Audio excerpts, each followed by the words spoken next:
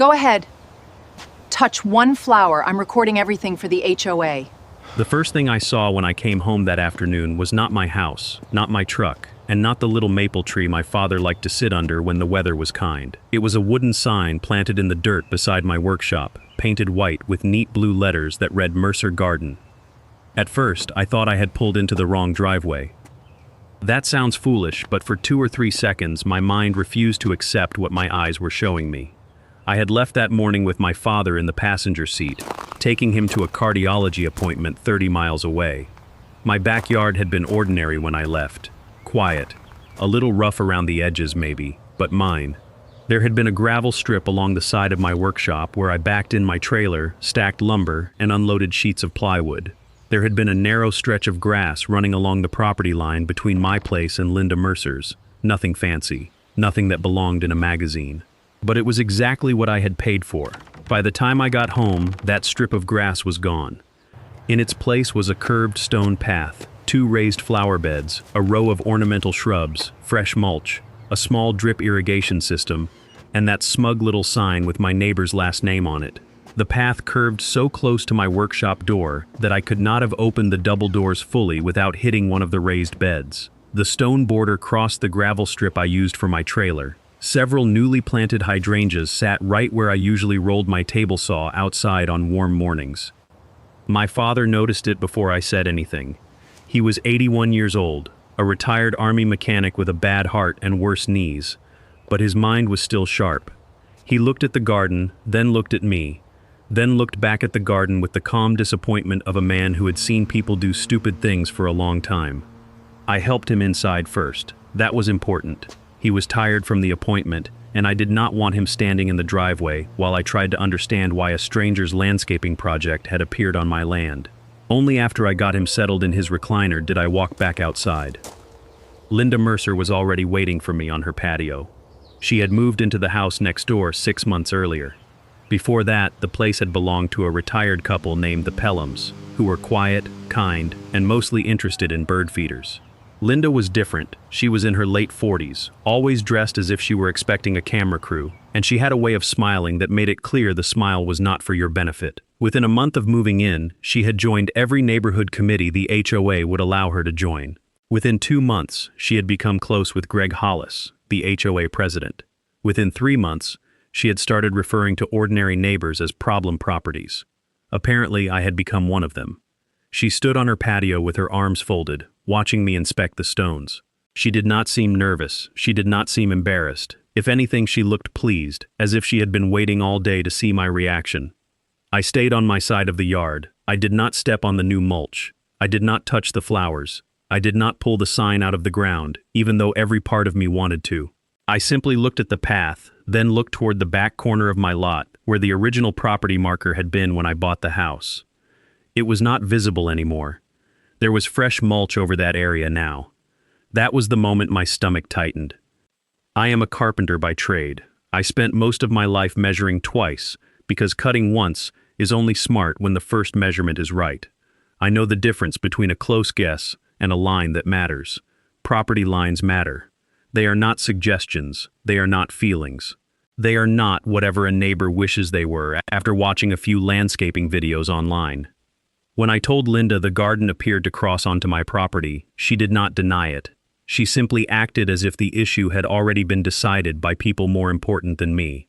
She told me the HOA had approved the improvement because that area had been considered a dead strip for years. She said it improved the appearance of both properties. She said I should be grateful because my backyard had always looked unfinished. She said the association had a better understanding of community boundaries than individual homeowners.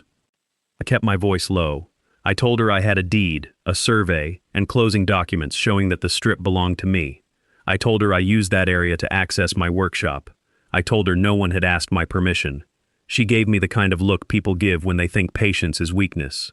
Then she informed me that the garden had already been approved, installed, and documented. She warned me not to move a stone, not to disturb a plant, and not to harass her contractors if they returned to finish the lighting. That was the first time I understood this was not a misunderstanding. A misunderstanding looks different. People apologize during misunderstandings. They offer to check documents.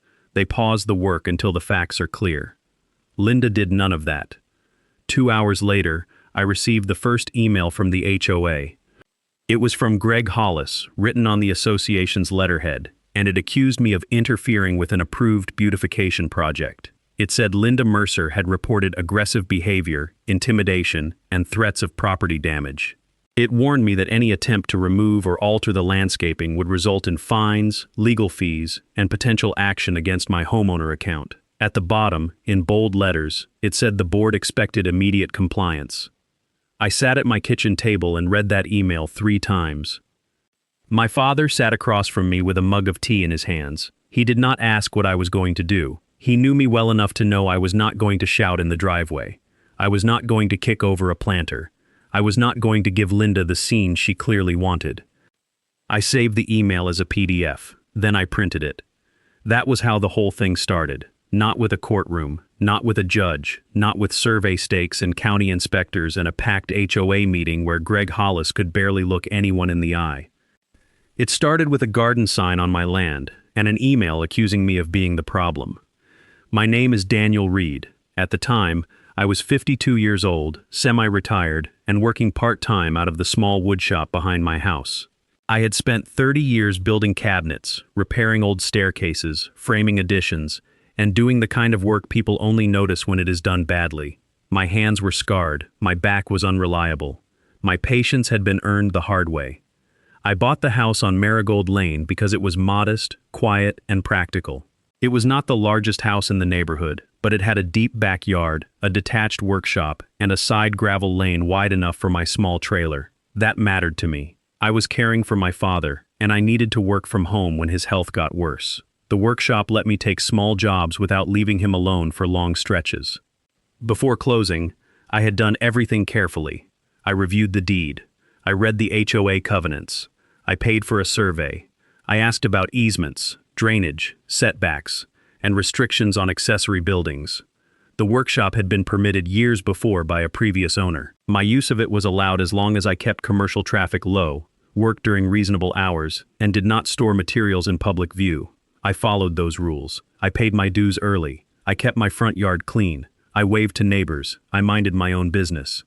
For 2 years, that was enough. Then Linda Mercer arrived. She bought the Pelham's old house after they moved to be closer to their daughter. Linda immediately began changing things. New shutters, new patio furniture, new hedges, new outdoor lights that seemed bright enough to guide aircraft. There was nothing wrong with improving a house, but Linda did not stop at her own property. She had opinions about everyone else's.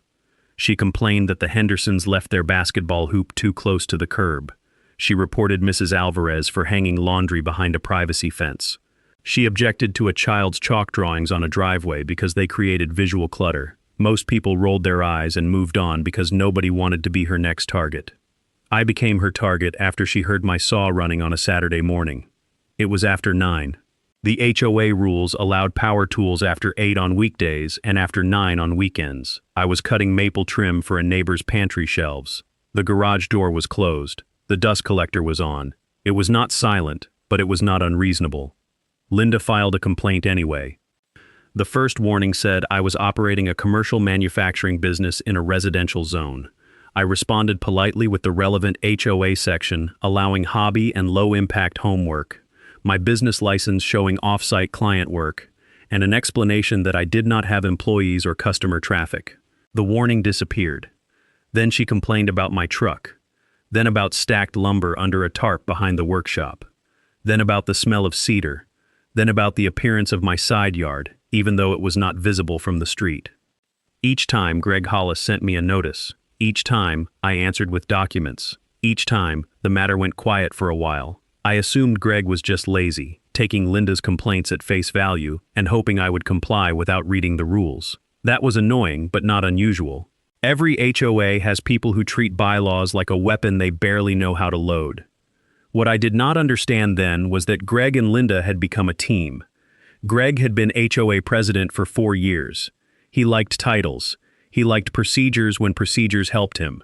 He liked closed sessions. He liked sending letters with phrases like continuing violation and enforcement authority. He wore polo shirts with the HOA logo embroidered on the chest. as if the board were a federal agency instead of 7 neighbors arguing over mailbox colors. Most residents avoided him. A few admired him because he kept the neighborhood looking polished. I had no strong feelings about him until the garden appeared. After that, I learned that men like Greg do not need much power to abuse it. They just need people around them who are too tired to push back. 3 weeks before the garden was built, I had noticed a landscaping crew at Linda's house. They were measuring along the back corner near the property line. I had been sanding cabinet doors with headphones on, so I did not pay much attention. A white pickup with green lettering parked in her driveway. 2 workers walked around with marking paint and flags. I assumed they were planning work on her side. The next week, I saw small orange marks near the grass strip between our yards. I walked over and asked one of the workers what they were marking. He told me they were laying out a garden bed approved by the homeowner. I explained that the strip was close to the line and needed to be checked before digging. He shrugged and said he only worked where the client told him. I emailed Linda that evening, politely asking her to confirm that all landscaping would remain on her property. She did not respond. 2 days later, I emailed Greg and the HOA management address, asking whether any project had been approved near my property line, and stating clearly that I did not consent to any work on my land. No one responded. That email became important later. At the time, it felt like talking into a mailbox. On the morning of my father's appointment, there had been no garden. By mid-afternoon, the landscaping crew had completed most of the installation. They must have arrived right after I left. They worked fast. Too fast for a project that should have required boundary confirmation. Too fast for people who believed they were doing everything properly. The next day, I walked the area carefully and took photographs. I took wide shots from my porch, close shots of the raised beds, shots of the new irrigation tubing, shots showing how the stone path blocked the swing of my workshop doors. I photographed the missing marker area. I photographed the sign. I did not step on Linda's patio. I did not touch the garden. I did not speak to her. That afternoon, another HOA email arrived. This one assessed a $1,500 fine for interference with an approved landscaping project and creating a hostile environment for a neighboring homeowner. It also stated that the garden was located in a community landscape buffer shown on the association map. That phrase bothered me. Community landscape buffer. I had read the covenants. I had read them more than once. There were buffers along the front entrance, near the drainage pond, and behind a row of townhomes on the east side. There was no community buffer between my backyard and Linda's. My deed did not mention one. My survey did not show one. My closing documents did not reference one. So I asked for the map. Greg came to my house that Saturday with 2 board members, Janet Price and Neil Webb. Linda stood in her backyard watching from behind her new hydrangeas. Greg held a folder and wore sunglasses even though it was cloudy. He told me the board wanted to resolve the issue before it escalated. That sounded reasonable until he opened the folder. The map he showed me was a photocopy of a photocopy. It had thick black lines drawn over parcel boundaries. A shaded strip ran along the area between Linda's yard and mine, labeled Common Landscape Buffer. The label was crooked. The parcel numbers were hard to read. There was no county seal, no surveyor stamp, no recording number, and no date. I asked for the original recorded version. Greg told me the HOA map had been used for years and was binding for community purposes. I asked whether it had been recorded with the county. He said I was being difficult. I asked whether my deed had been amended. He said the board had authority to maintain neighborhood aesthetics. I asked if he could show me the section of the covenants that allowed the HOA to grant one homeowner permission to install permanent landscaping on another homeowner's deeded property. That ended the visit. 2 days later, the fine increased to $3,000. The notice claimed I had refused a good faith board inspection, challenged association authority, and placed unauthorized caution tape near a community improvement. The caution tape was actually a temporary line I had tied between 2 small garden stakes on my own gravel strip so I would not accidentally back my trailer into the new stone border. I had used bright yellow tape because my father sometimes walked outside in the evenings and I did not want him tripping. Linda photographed it from an angle that made it look like I had wrapped off her garden. By then, she had started talking to neighbors. I heard pieces of it from people who still spoke to me. According to Linda, I was furious because she had improved an ugly part of the yard. I was jealous of her home value. I was unstable because I worked alone in a shop full of tools. I had threatened to rip out her plants. I had yelled at her. I had scared her.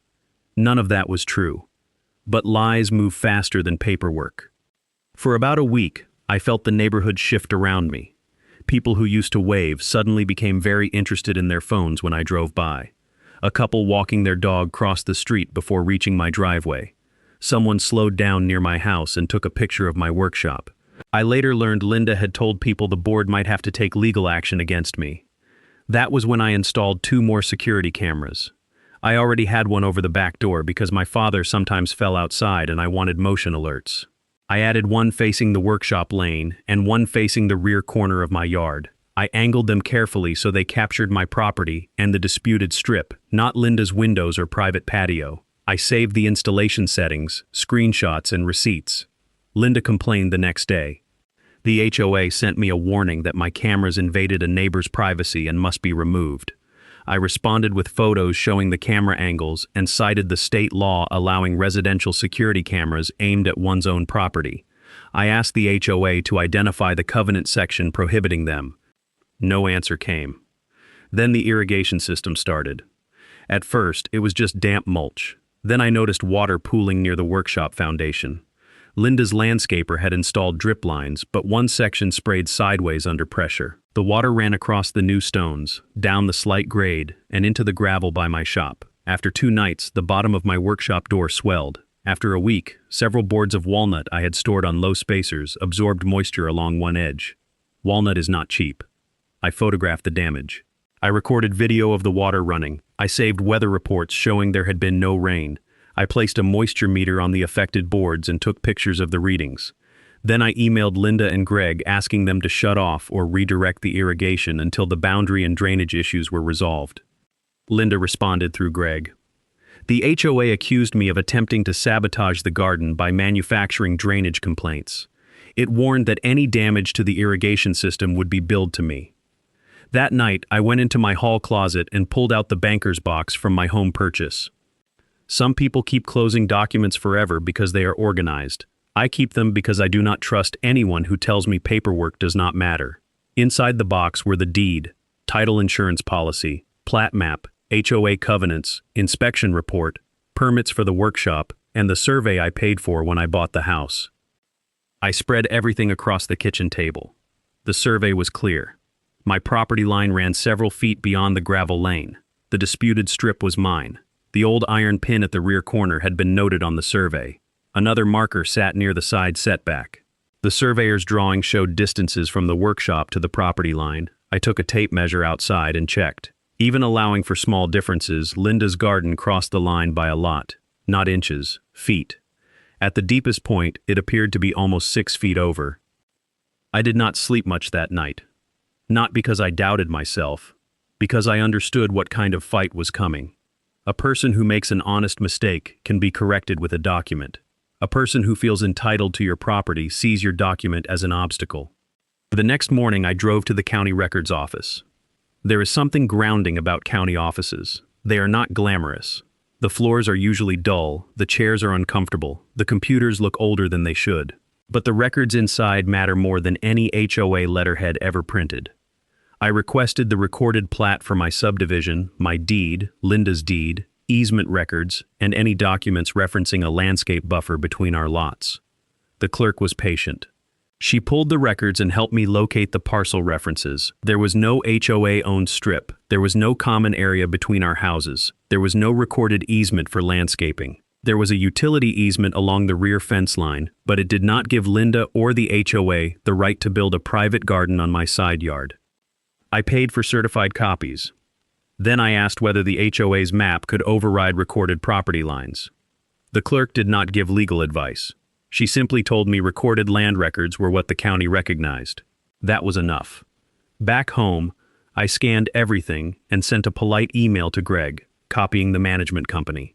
I attached my deed, the recorded plat, the old survey, and the county documents. I stated that the garden appeared to encroach on my property. I requested that all fines be suspended, that Linda stop using the disputed area, and that the HOA provide any recorded document supporting its claim. Greg replied the next morning. He wrote that my documents were outdated, that subdivision maps can evolve, and that the HOA had authority to interpret common landscape areas. He also wrote that my continued refusal to accept the board's determination might result in additional enforcement, legal fees, and a lien. That was the first real twist. Greg was not confused. He had been shown the county records. He had seen the survey. He did not have a recorded map, but instead of pausing, he doubled down. I called the survey company listed on my old closing survey. The original surveyor had retired, but the firm still existed. I explained the situation and hired them to perform a new boundary survey with marked stakes. They scheduled me for the following week. The man on the phone advised me not to disturb anything and not to argue with the neighbor. He said they would locate the original monuments if they were still there and set new stakes based on the recorded plat. Before hanging up, he asked whether any markers appeared to have been moved. I told him I could not find the rear marker anymore. There was a pause. Then he said that if someone had removed a survey marker, I should document the area carefully. So I did. I took photographs from every angle. I reviewed my old home inspection photos. In one picture from 2 years earlier, the rear iron pin was visible beside a patch of crabgrass near the corner. In my current photos, that exact spot was covered by mulch and a stone border. I printed both photos and placed them in a folder. By then, my kitchen table had become a case file. My father teased me for turning breakfast into evidence storage, but he also started writing down dates and times when he saw Linda or contractors near the disputed area. His handwriting was shaky, but his notes were precise. He had spent half his life maintaining military vehicles. He believed in logs. The day the surveyor arrived, Linda was ready. The survey truck had barely stopped in my driveway before she came outside. Greg arrived 10 minutes later in his SUV, which told me she had called him immediately. The surveyor, a calm man named Peter Lang, introduced himself and explained that he had been hired to survey my property. He wore a safety vest and carried equipment that looked expensive enough to make arguments pointless. Linda insisted he had no right to place stakes near her garden. Greg claimed HOA approval was required before any boundary marking visible from another lot. Peter did not raise his voice. He asked whether either of them had a court order preventing a survey. They did not. He asked whether they had a recorded document showing that the disputed area belonged to the HOA. They did not. Then he continued working. Linda called the police. I expected that. I had placed my phone on a tripod in my kitchen window, recording video of my own yard. My back cameras were also recording. When the officer arrived, Linda claimed we were trespassing, damaging landscaping, and threatening her. Greg backed her up with vague statements about association property. I handed the officer my deed, the county plat, the survey appointment confirmation, and the HOA emails. Peter showed his license information and explained the work. The officer listened, looked at the documents, and said the matter appeared civil. He did not order the surveyor to leave. He did not force anyone to remove anything. He made a report and warned everyone not to touch anyone else's property until the dispute was resolved. Linda was furious, but controlled fury is still fury. She stood beside her hydrangeas with her jaw tight and watched Peter work. The survey could not be fully completed that day because the rear marker was missing and the side marker appeared disturbed. Peter located other reference points, took measurements, and said he would return with additional records and equipment. Before leaving, he quietly told me that the garden appeared to cross the line significantly. That evening, the HOA sent a notice of disciplinary hearing. The total demanded amount was now $8,700. It included fines, administrative charges, legal review fees, and something described as reputational harm caused to an approved homeowner project. The notice also demanded that I remove my cameras, stop communicating directly with Linda, and cease all attempts to challenge the approved landscape buffer. I read it once. Then I started laughing. Not because it was funny, because sometimes arrogance becomes so complete that it stops looking like strategy and starts looking like panic. The hearing was scheduled for the following Thursday at the clubhouse. I attended. I wore clean jeans, a button-down shirt, and the expression I use when a cabinet door is slightly crooked and the client insists the floor must be wrong. Greg sat at the center of the board table. Linda sat behind him, even though she was not a board member. Janet and Neil were there, along with 2 other directors who looked uncomfortable. A representative from the management company took notes. I did not argue. I brought a folder and a notebook. Greg summarized the accusations. He said I had interfered with community improvements, harassed a neighbor, challenged board authority, installed invasive cameras, and created unnecessary legal expense. Linda gave a long statement about feeling unsafe and targeted. She described the garden as a peaceful improvement ruined by my hostility. When it was my turn, I did not call her a liar. I did not accuse Greg of corruption. I simply requested documents. I asked for the approved application for Linda's garden. I asked for the minutes showing board approval. I asked for the recorded map establishing a common landscape buffer. I asked for the covenant section allowing the HOA to authorize construction on privately deeded land. I asked for the evidence supporting the fines. I asked for the rule prohibiting security cameras aimed at my own property. I asked for the accounting behind the legal fees. I asked for a recording or transcript of the hearing. Greg said those requests were excessive. I wrote that down. A person who cannot support a fine should not issue one. A person who cannot produce authority should not claim it. A person who gets angry when asked for documents usually knows the documents are not on his side. After the hearing, a woman named Carol Benton stopped me in the parking lot. She had served on the HOA board years earlier, before Greg became president. She was in her late 60s and had the cautious manner of someone who had already been punished for telling the truth once. She did not want to get involved publicly, but she said I should look closely at the timing of Linda's approval. According to Carol, Greg had approved the project before the board ever voted. She also said the so-called buffer map had caused arguments years ago because it was an internal planning sketch, not a recorded property map. That was the second twist. The HOA had not just relied on a bad map. Greg may have known the map was not official. 2 days later, my cameras caught something better than any rumor. A white landscaping truck pulled into Linda's driveway in the early morning. I was inside making coffee. Motion alerts came through on my phone. The crew walked to the rear corner of the garden. One worker knelt near the mulched area where the old iron pin had been. He scraped with a hand tool, pulled something long and dark from the ground, and carried it to the truck. The camera angle was not perfect, but it was clear enough to show him removing a metal stake or rod from the disputed corner. I saved the clip 3 different ways. Then I sent it to Peter, the surveyor. His response was brief and serious. He told me not to confront anyone and to preserve the original file. That afternoon, Linda posted on the neighborhood social page about feeling unsafe because certain people were filming innocent landscaping activity. I did not respond. By then, silence was not weakness. It was discipline. Peter returned the following Monday with another surveyor and better equipment. This time, I had asked my neighbor across the street, Martin Hayes, to witness from my patio. Martin was a retired school principal, quiet and respected. He had no reason to lie for me. He agreed because he had watched the situation become uglier than it needed to be. The surveyors worked for several hours. They located reference points from the recorded plat, measured from established monuments, and used GPS equipment tied to county records. Linda watched from her patio. Greg arrived halfway through, talking on his phone and pacing. Nobody called the police this time. Maybe Linda understood that would only create another report. At the end, Peter placed new survey stakes. Those stakes changed everything. They ran in a straight, unforgiving line from the rear corner to the side yard. They did not care about Linda's flower beds. They did not care about Greg's photocopied map. They did not care about HOA politics, hurt feelings, or who had better landscaping. They showed the truth.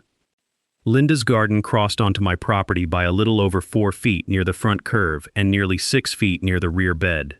The encroachment stretched almost 70 feet.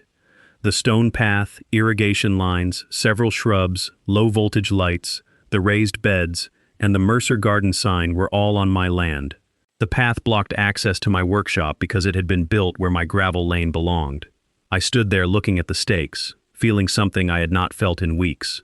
Not triumph, not yet. Relief. There is a particular exhaustion that comes from knowing you are right, while people with titles insist you are wrong. The stakes did not make me right. I had been right before they were placed. But now the truth was visible to anyone willing to look. Linda refused to look. She claimed Peter was biased because I had hired him. Peter gave her his license number, the plat reference, and the basis for the measurements. Greg said the HOA would need to review the findings. I told him he had every right to do that and that I expected all fines suspended immediately while he did. He did not suspend them. Instead, 3 days later, I received a letter from the HOA's attorney. It accused me of creating a manufactured boundary dispute to avoid enforcement. It stated that unless I paid the outstanding balance and removed the survey stakes, the association would pursue all remedies, including a lien against my home. That was the moment I hired my own attorney. Her name was Marlene Ortiz. She was not flashy. She had a small office near the courthouse, a dry sense of humor, and a way of reading documents that made people nervous. I brought her everything: deed, survey, county records, HOA emails, hearing notice, camera footage, police report, photos of water damage, repair estimates, the old inspection photo showing the original marker, and the new survey. She listened without interrupting. Then she asked one question that turned the whole case in a direction I had not expected. She wanted to know who owned the landscaping company. I had not checked. The company was called Greenstone Outdoor Design. Their trucks had been at Linda's house. Their invoice was not mine, so I had not seen it, but Marlene knew where to look. Business records showed Greenstone was owned by a man named Patrick Vale. Patrick Vale's sister was married to Greg Hollis. That alone was interesting. It became much more interesting when Marlene requested HOA financial records related to the beautification fund. The HOA resisted. Marlene sent a formal demand under the state statutes governing homeowner association records. She requested board minutes, approvals, contracts, payments, conflict disclosures, violation records, and communications involving Linda's garden, Greenstone Outdoor Design, and the alleged landscape buffer. The management company missed the first deadline. Marlene sent another letter. When the documents finally arrived, they were incomplete, but they contained enough. The board had never properly voted to approve construction on my side of the line. Greg had signed an expedited approval form before any meeting. The beautification fund had paid a portion of the landscaping cost because Greg categorized the garden as a community-facing improvement, even though it sat between two private backyards and mostly benefited Linda. There was no conflict of interest disclosure regarding Greenstone. Then came the email that made Marlene sit back in her chair. It was from Greg to Linda, sent before the garden was built. In it, he wrote that the strip beside my workshop had always been an eyesore and that most owners would not spend the money to fight over a few feet. He suggested getting the work completed quickly so any objection would become a matter of after-the-fact adjustment rather than permission. A few feet. That phrase stayed with me. People like Greg love minimizing what they take.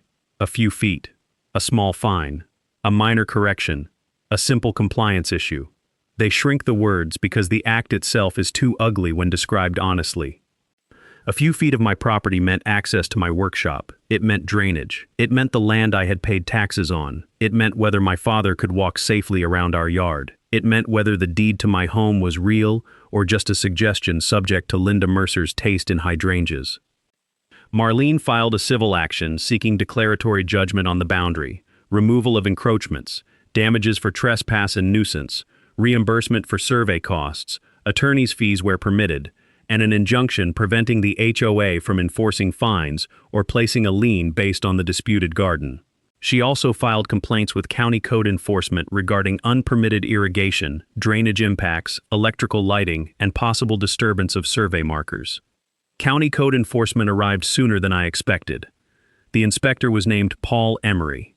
He was polite, thorough, and completely unimpressed by HOA drama. He walked the site with the survey in hand. He noted the irrigation layout. He checked the low-voltage lighting transformer and wiring.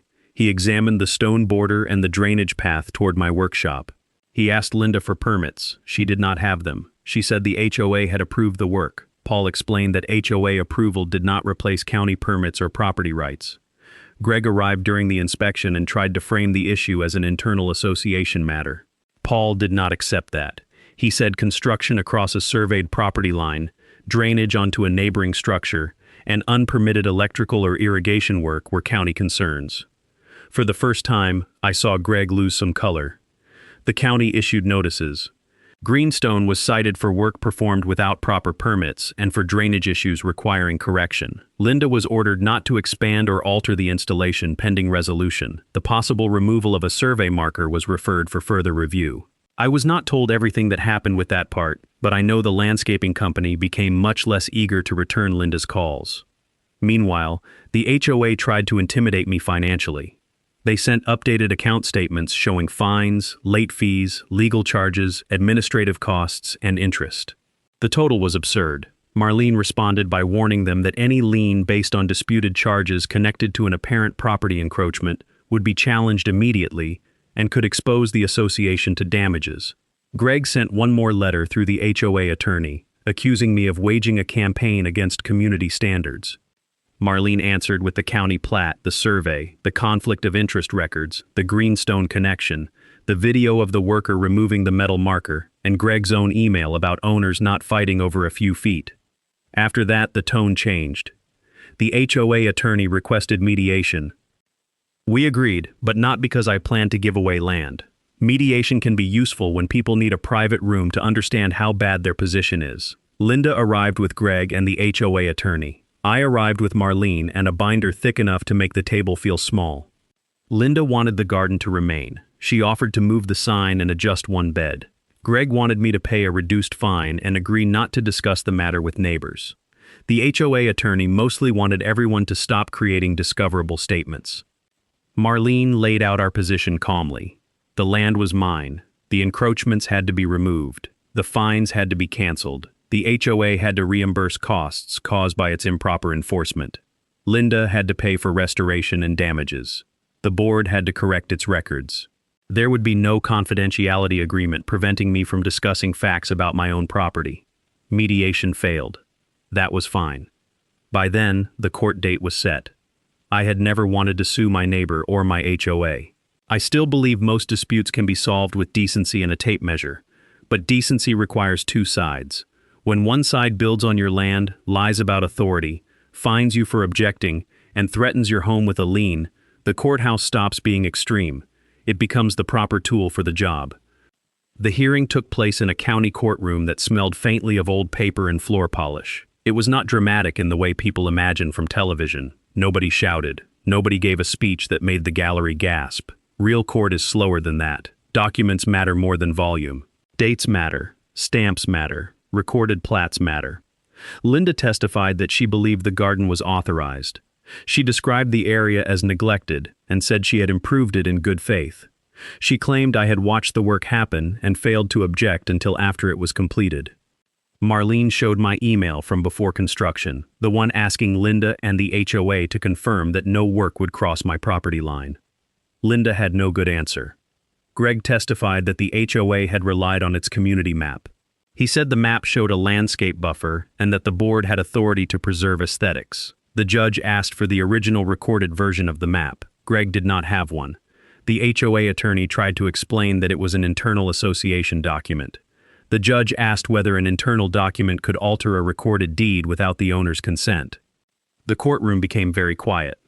Marlene introduced the county plat, certified deed, old survey, new survey, photographs, camera footage, police report, code enforcement notices, HOA notices, financial records, and Greg's email.